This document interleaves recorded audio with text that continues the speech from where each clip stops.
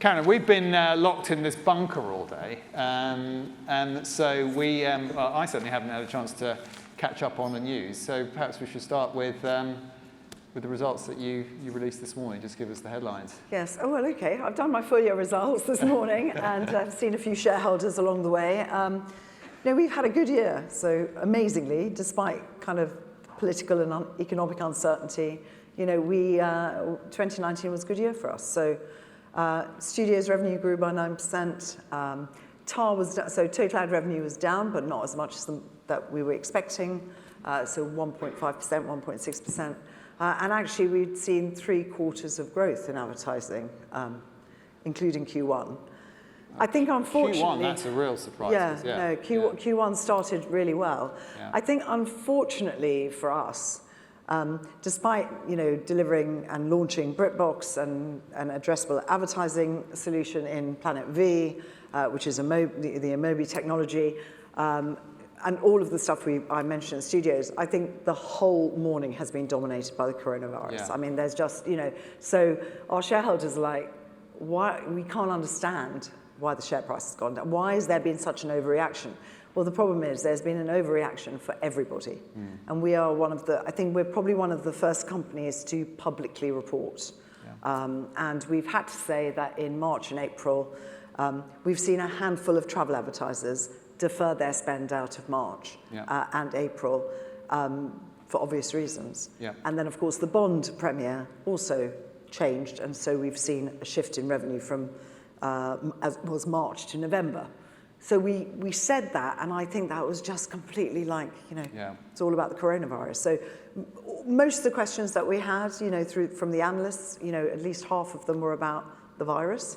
We can't really answer those questions. I mean, if anyone in here can answer them, it's tough. I'd be grateful, because no one knows.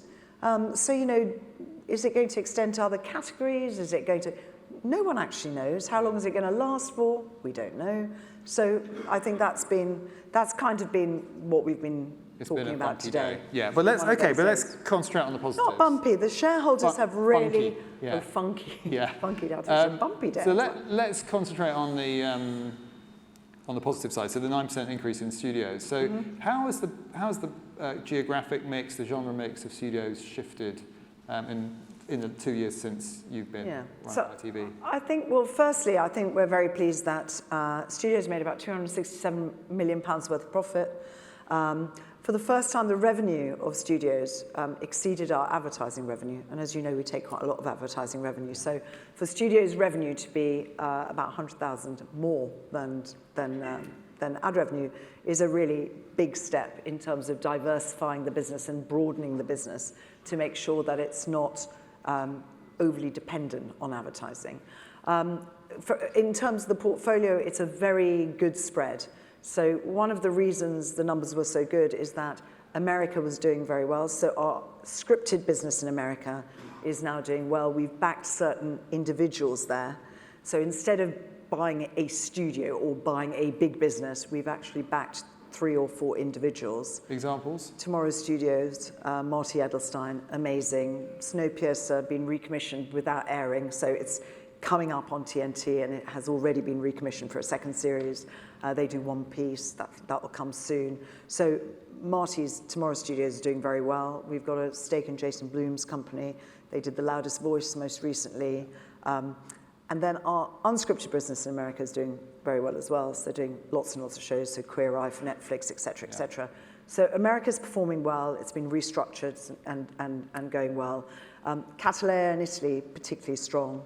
So they do things like Gomorrah, 000, and then Tetra in France, Balthazar, Profilage, really strong. So very strong scripted business there.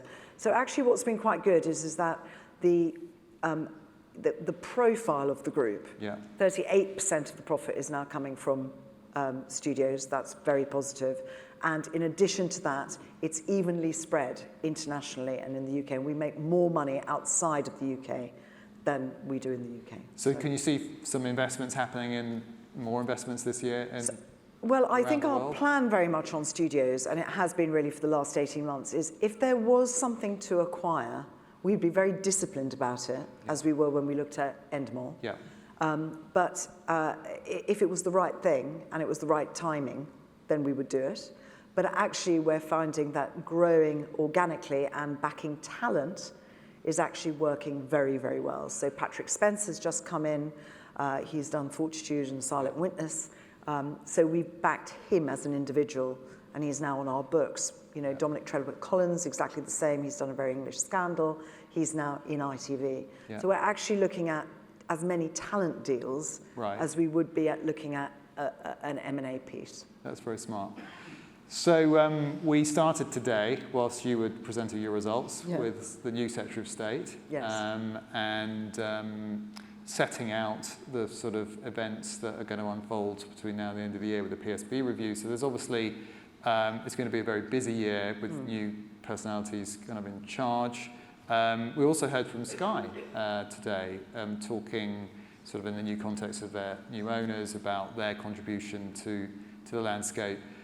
As you sort of sit over at ITV and kind of prepare for the next 9 months in terms of the regulatory processes, I mean, what do you predict will be the sort of shape of the PSB landscape by the time we get through these reviews? And what would be, in a sense, a good outcome from an ITV perspective? Yeah, I mean, I think it's hard to predict. As you say, quite a lot of new faces, both at Ofcom and DCMS. Yeah. But what I would say is that we've been banging a very similar drum. I think all the PSBs are very united in the view that the 2003 Broadcasting Act is not fit for purpose anymore, and it does need ripping up and starting again. So it needs new legislation to ensure that the PSB ecology is one that continues to thrive. Because at the moment, the PSB Compact, as it's called, which is the agreement between the license and the person with the license, is slightly skewed because when the costs and the benefits are not quite equal. Because when you look at what prominence is today, and I'm sure Alex will have talked about this. I'm afraid I didn't hear Alex, but I'm sure she will have talked a lot about prominence. It's you know, prominence on the EPG is regulated and very well understood, and there are clear rules. But actually, as you get into a tiles-based and other world, no such thing really exists. So you can switch on a new TV and you see no PSB content at all. So there are some very, very important things that Is it technically possible, though, to... Yes. How? If I do... You regulate, you say what you have to have is X amount of space for PSB content, not all of it, not even priority. You say there is a... Can a regulator tell me what I need to do on my iPhone in terms of prominence? So because the screen is sort of like a... They can tell you what to do on the Apple platform. They can tell you what to do on the Samsung platform. They can tell you what to do on a Sky platform. And do it in a way that's welded into the interface such that it can never be changed. It can never be. It can be. Everything can be changed, but it is a kind of rule. It's a you know. So that's what we have today. Yeah. And what we're saying is not only do we need prominence going forward, because otherwise loads and loads of people, particularly young people, don't even know what's available on PSB. And the other thing we're saying is that there should be no disincentive for inclusion. So it goes hand in hand. There's no point in having prominence if someone can say, well, we're not carrying your content because you know, we don't have to do this, this, and this. So it's prominence and inclusion, and I think there is another element on the PSB review where PSBs, well, particularly ITV, are looking for fair value for the content because it costs us a huge amount of money, as you know, to make the content that we then put on ITV1. And we offer that. Our must-offer obligations are that goes on free in return for prominence. And at the moment, when you have a world where Amazon can ask for 30% of your ad revenue, or there's a lot of VRing going on, because that's just consumer behavior, but your dramas, for instance, are being heavily PVR'd, and you're not getting compensated for the advertising within that, how do you fund drama in the future if you're an advertising-funded programmer? So do you find, I think Sky's made some comments about the prominence review, and today seem to be talking about, or certainly at least recognition of their own news and their own drama commitments and their own commitments to production. do you think that there's a shift in Sky's position in terms of its relationship with the commercial PSBs since the Comcast acquisition, or not? I don't know. I mean, I'm struggling to work out actually what Sky wants out of PSB. So I know that they've said that they want something. They've said something about PSB and they want to be in the room, but I don't actually know what they want, because currently they are obliged to do news till 2029 as part of the deal with Comcast. They're owned by a massive global company, which is private. Certainly here, it's a private company here. They have no quotas. They don't do regional news. So, you know, we do regional news. Our regional news is something we're very proud of, but is also the most trusted in the country. We take our obligations very seriously, and so we're just, I suppose I'd appreciate clarity. It'd be quite good to know what Sky want to do. What do they want to contest? Yeah, well, I'm sure we'll be hearing from them. In terms of sort of, I think what sometimes other people say about the commercial PSBs, well, you've got to innovate your model, innovate sort of in data, in terms of connected viewing experience. Give us the sort of up some, because there's been quite a lot happening under your watch around connected viewing and more recently your data strategy.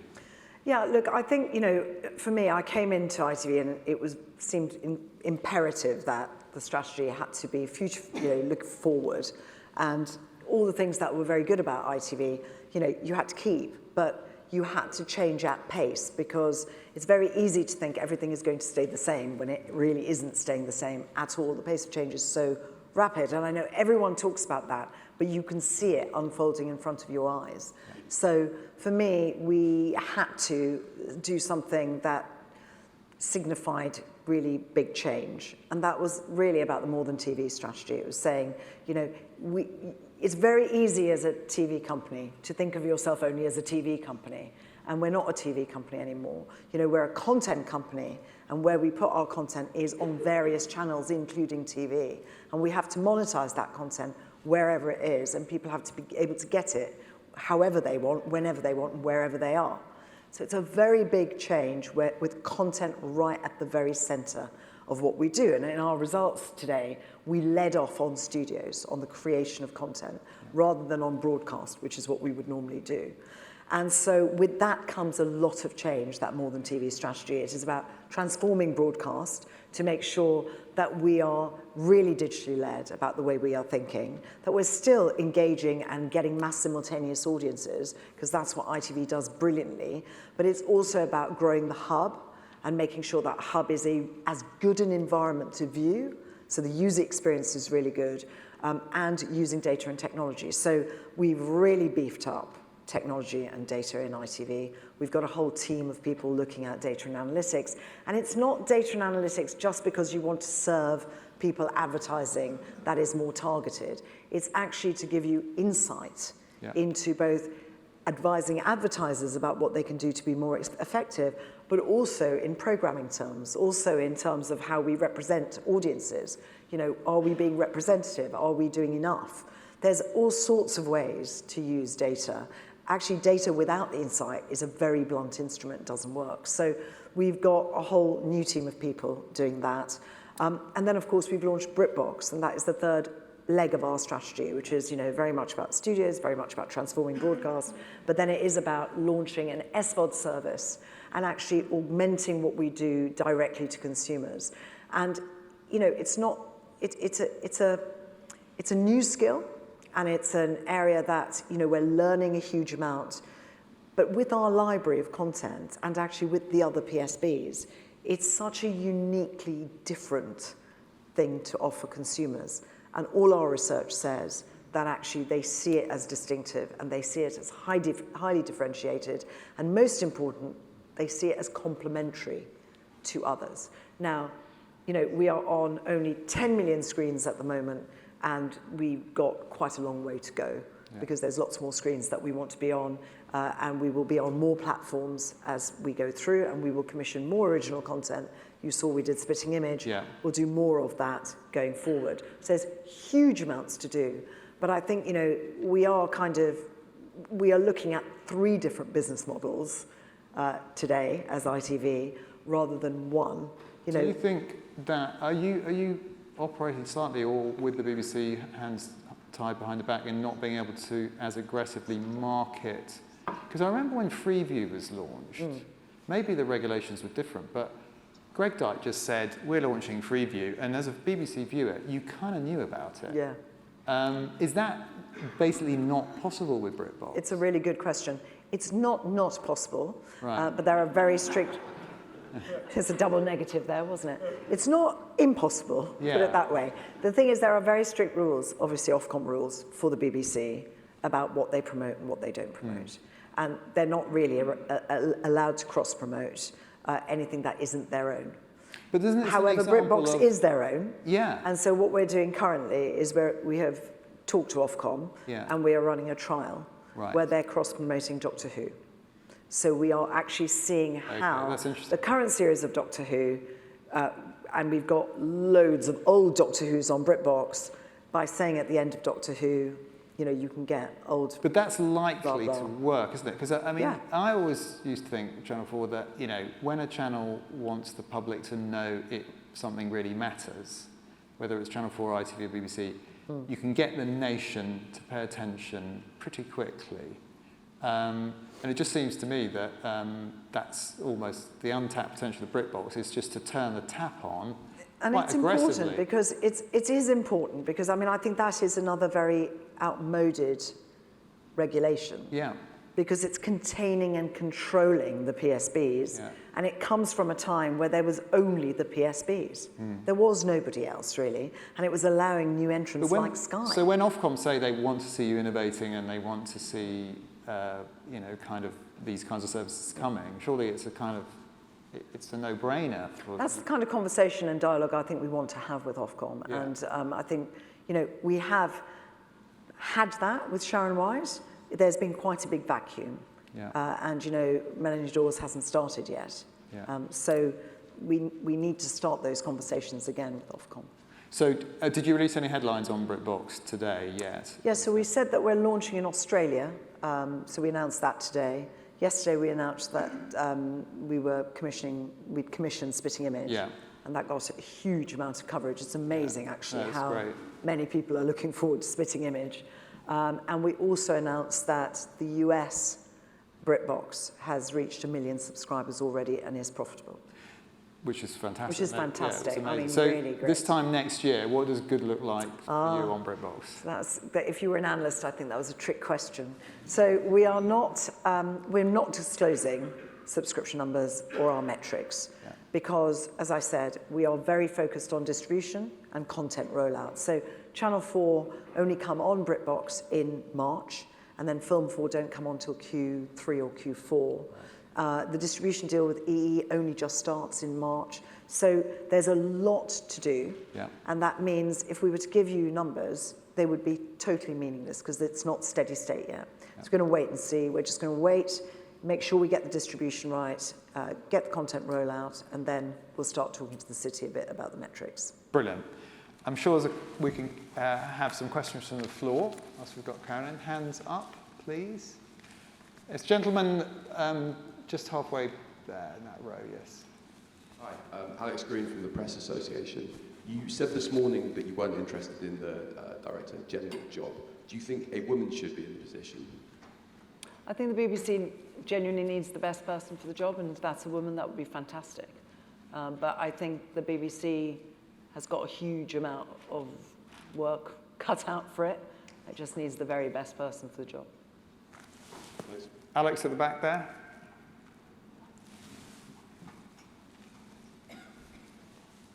Hi there, Carolyn. Alex Barber from Broadcast. I was just interested in picking up on your comment around a bit of a pivot away from M&A deals into perhaps more talent-led relationships. And I wondered what was the driving force behind that and whether you think that ITV Studios can continue to demonstrate the growth that it has done without those kind of dial-moving company acquisitions. Yeah, so I wouldn't call it a pivot away. I mean, I think, we seriously looked at Endemol when it came up. And, we went through it in real detail. Think Banijay got a good deal? No, well, we wouldn't have paid... No, I mean, I'm not being funny, but I mean, one of the reasons we didn't go for that is it was just just way too expensive, and we couldn't make the numbers work. So it's not a pivot away. I think you're right to say, if there's not that much available, actually. So our way of dealing with that, and I think it's actually smarter in some ways, is to actually find talent that want to be with us in ITV studios and kind of attract them in. So, and yes, so we've given medium-term targets out to the market. So we've told our shareholders what we think the medium-term targets are, and we're confident we can achieve them. One final question. I think there was, yes, Kate.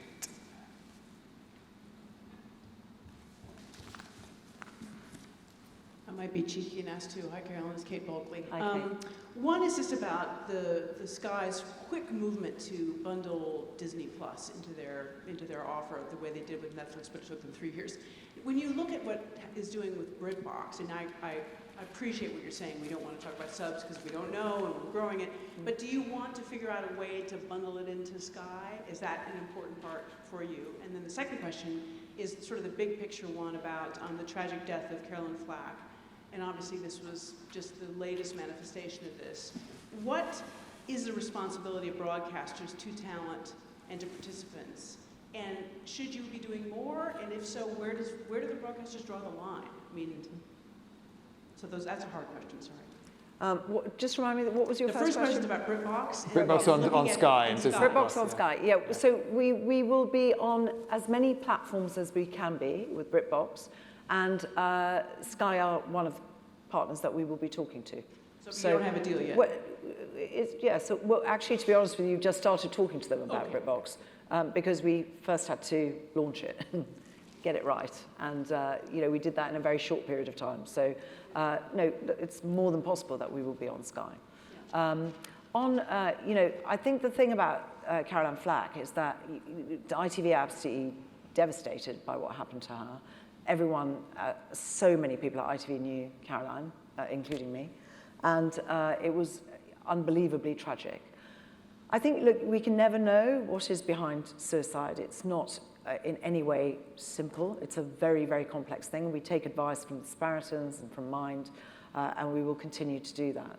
I think as far as duty of care is concerned, we are absolutely focused on making sure that our duty of care for both our participants and for our talent is world class. I mean, we want to be best in class for that.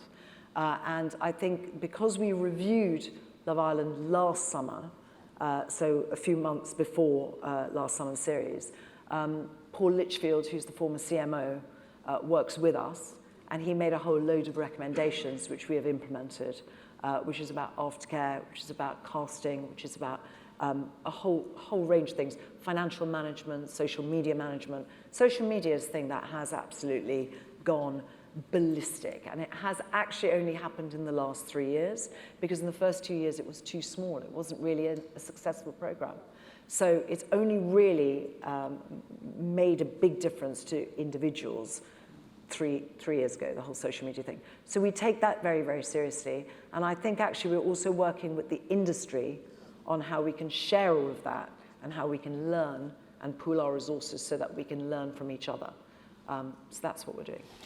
Carolyn, thank you very, very much at the end of an extremely busy day for sharing this from ITV. Right. Carolyn McCall.